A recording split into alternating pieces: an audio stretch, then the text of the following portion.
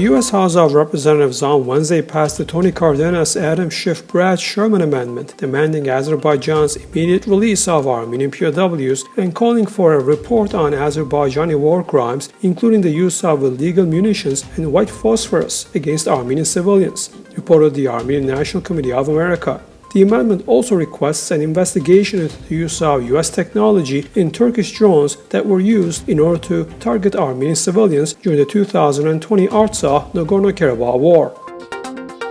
After the war, the U.S. tried to support the negotiations between Armenia and Azerbaijan over peace and reconciliation, said a U.S. Department of State official during a press conference held on the sidelines of the session of the United Nations General Assembly in New York. The official recalled that Azerbaijan had returned, through the mediation of the American side, Armenian captives and in exchange for minefield maps of the now seized territories of Artsakh.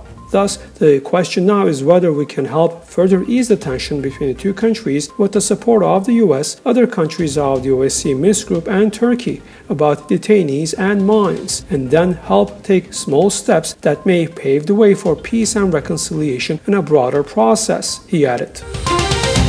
Russia's Deputy Minister of Foreign Affairs Andrei Rudenko says the co-chairs of the OSCE Minsk Group are planning to hold talks with the Ministers of Foreign Affairs of Armenia and Azerbaijan and on the sidelines of the session of the United Nations General Assembly, TASS reports. Currently, the three co-chairs are planning to meet on the sidelines of the session of the United Nations General Assembly in New York. If the meeting takes place, it will be a good sign that action is being taken to normalize relations between the two countries. We continue to view the Minsk Group as a key tool to advance the peace process, he said.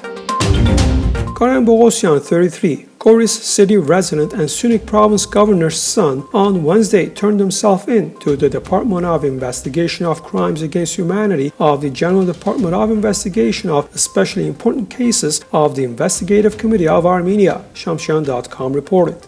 He has been wanted by the police since July the 21st on charges under 2 articles of the Criminal Code in connection with the July 13 shootings in Goris, and the court had granted the petition to remand him in custody. He was wanted to this day.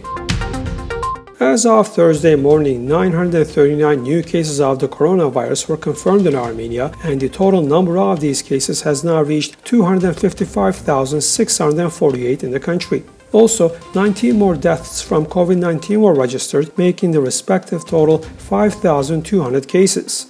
Meanwhile, the health minister talked about getting the 3rd dose of the coronavirus vaccine. According to her, if a 3rd dose of this vaccine is needed in Armenia, it will be acquired. A meeting between Turkish and Iranian foreign ministers Mevlut Çavuşoğlu and Hüseyin Amir Abdullahian took place Wednesday along the lines of the 76th session of the UN General Assembly in New York, Tasnim reported. Regional issues were discussed during their talk. In this regard, the Iranian foreign minister noted that new developments are taking place in the region, and that is why there is a need for constant discussions. Also, an agreement was reached to hold a meeting of the foreign ministers of Iran, Turkey, and Azerbaijan in Tehran.